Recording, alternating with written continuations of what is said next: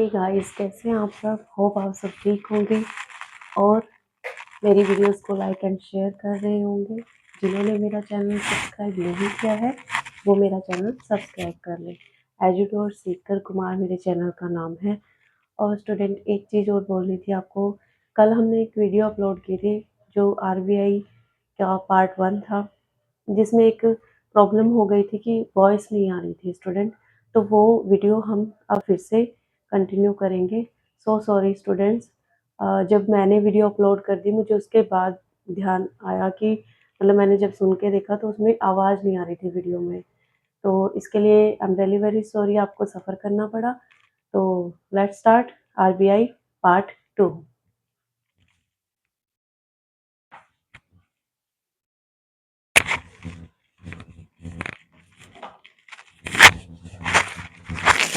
Reserve bank of India, it means RBI. हम इसके functions कर रहे थे कि आरबीआई के क्या फंक्शंस है या वो क्या क्या काम करता है, उसके अंडर क्या क्या आता है।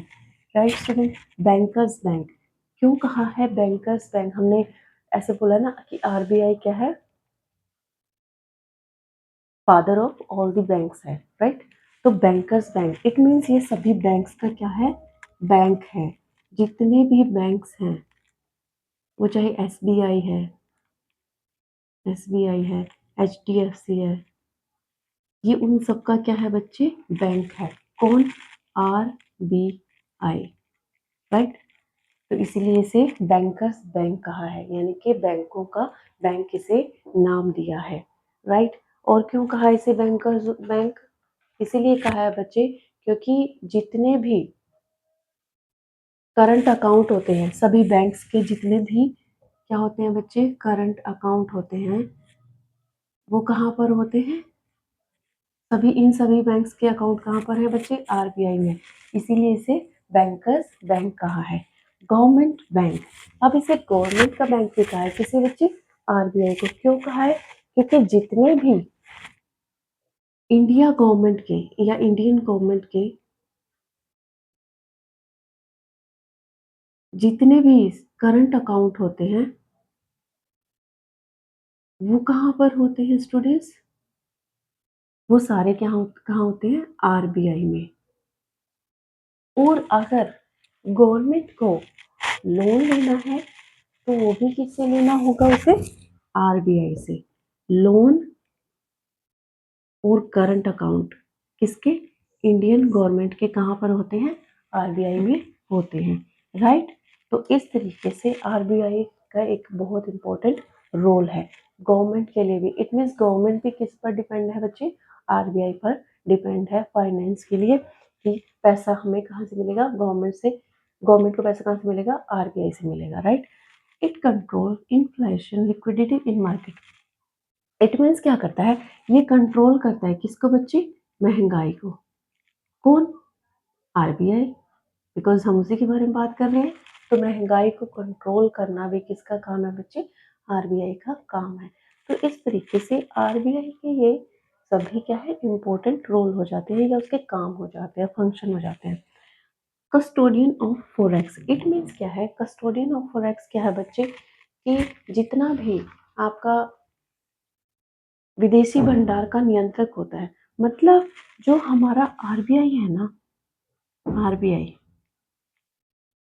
वही बताता है कि किस देश से हमने कितना लोन लेना है। इट मीन्स क्या है? आरबीआई एक कस्टोडियन है, नियंत्रक है। राइट। कि कितना हमें दूसरे देशों से क्या है लोन, सॉरी, करेंसी आएगी या कितना विदेशी भंडार का नियंत्रक है। हमने आगे डिस्कस करना है कि कितनी विदेशी मुद्राएं आरबीआई के पास होती है। मतलब यही डिसाइड करता है कि कितनी ज़्यादा हमें दूसरे देशों से फॉरेन करेंसी भारत में आएगी। यही डिसाइड करता है, गवर्नमेंट डिसाइड नहीं करती है कि कितनी करेंसी भारत में आएगी। तो इस तरीके से बच्चे आरबीआई क्या है? कस्टोडियन है। यही डिसाइड करेगा कि कितनी करेंसी अदर देशों की हमारे देश में आएगी। Lender of last resort, it means ये क्या कह रहा है बच्चे? कि अंतिम ऋण देदारी, ये लास्ट रिसोर्ट है। मतलब जितना भी देदारी है ना, देनदारी है जिसे हम कहते हैं ना, तो कौन चुकाता है हमारे घर में? जो घर का बड़ा सदस्य होता है। तो इसी तरीके से बैंक का बड़ा सदस्य कौन है? हमारा आरबीआई है। तो ये भी जितनी भी देनदारी है सभी यही चुकाएगा, इसी से हम पैसे लेंगे। Minimum reserve system of RBI, जो आरबीआई का क्या है? मिनिमम रिजर्व सिस्टम है, यानी कि न्यूनतम आरक्षित प्रणाली से कहा है। इसमें ये बताना है कि कितना ज्यादा या कितना धन आरबीआई के पास, पैसा आरबीआई के पास हो सकता है। तो बेटा 200 करोड़ का जो कोष है वो किसके पास होता है? आरबीआई के पास होता है। 200 करोड़ रुपए हमेशा आरबीआई के पास क्या होते हैं? रिजर्व होते हैं। ये मिनिमम रिजर्व मतलब पैसा होता है 200 करोड़ रुपए। अब एक चीज देख लीजिए बच्चे, ये एक इम्पोर्टेंट क्वेश्चन बन जाता है, और ये एसएससी क्वेश्चन में एक पेपर में एक बार क्वेश्चन आया भी था कि आरबीआई के पास कितना कोष होता है? तो 200 करोड़ होता है।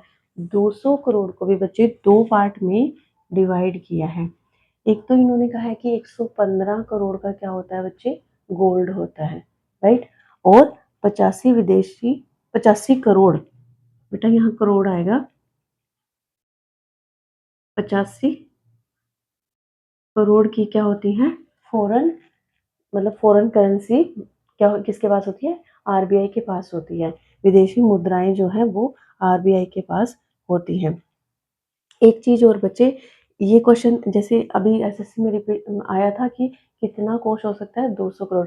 तो अब क्वेश्चन आ सकता है कि कितना करोड़ पैसा होता है, या आप कह सकते हो कितने करोड़ का गोल्ड होता है, या कितनी फॉरेन करेंसी होती है। तो इस तरीके से भी क्वेश्चन क्या है?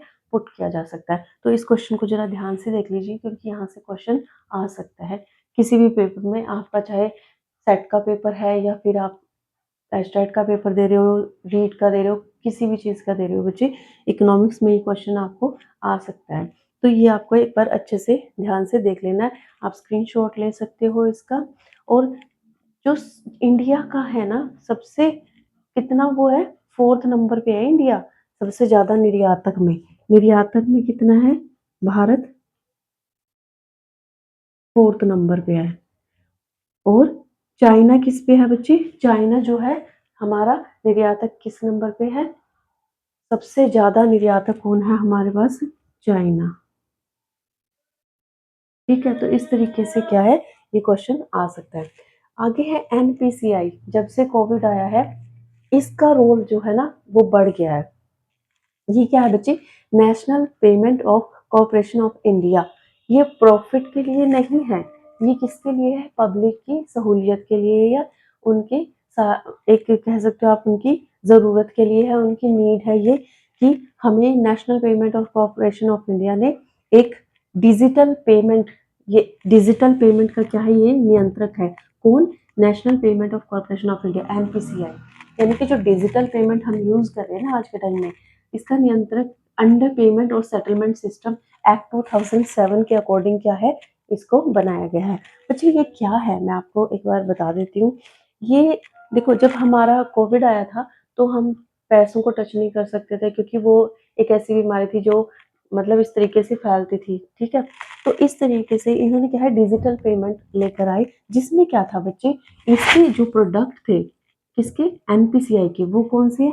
रूपी कार्ड है, आपके पास कार्ड होगा, आप उसी से पेमेंट कर दोगे।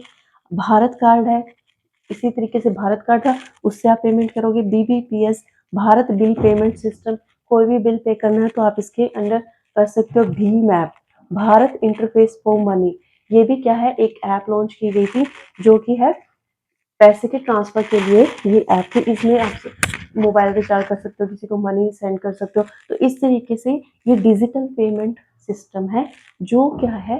पब्लिक की हेल्प के लिए बनाई गई थी, राइट। तो इस तरीके से स्टूडेंट ये हमारा जो एनपीसीआई है ये भी इम्पोर्टेंट है बच्चे, कि एनपीसीआई की फुल फॉर्म क्या है आपसे ये पूछ लिया जाएगा, या एनपीसीआई के प्रोडक्ट कौन से हैं, राइट। उसमें से कौन सा कार्ड है इसकी फुल फॉर्म पूछ ली जाएगी आपसे, है ना। भीम ऐप की फुल फॉर्म पूछ ली जाएगी।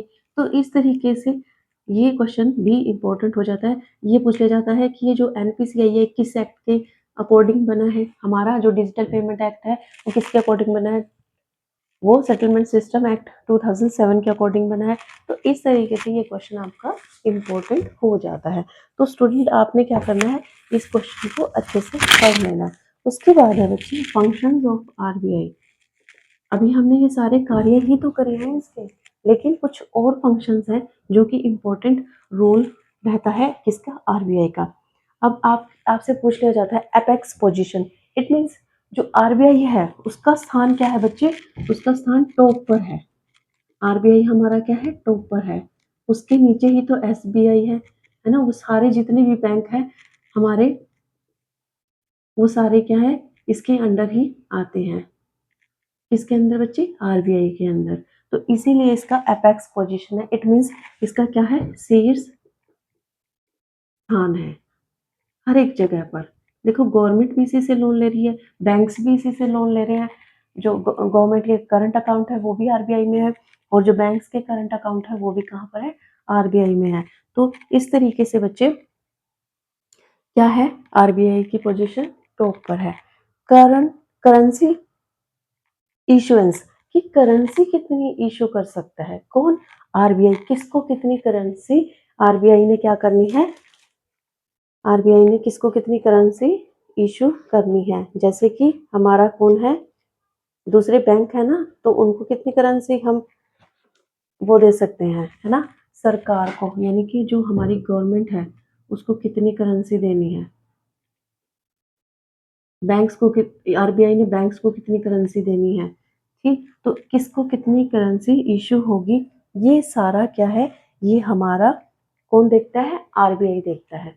Right student. तो इस तरीके से क्या है, हमारी मुद्रा जारी करने, सरकार की करेंसी नोट जारी करता है ना। कौन कौन से नोट जारी करता है, हमने डिस्कस किया था ना कि आरबीआई 2 रुपए से लेकर 200 रुपए का नोट जो है प्रिंट करता है। तो इस तरीके से क्या है बच्चे, हमारा जो आरबीआई है ये करेंसी को इशू भी करता है, यानी कि गवर्नमेंट को कितनी करेंसी देनी है ये इशू करता है। Government banker and advise, government banker मतलब ये क्या है, गवर्नमेंट का बैंक ही तो है एक तरीके से।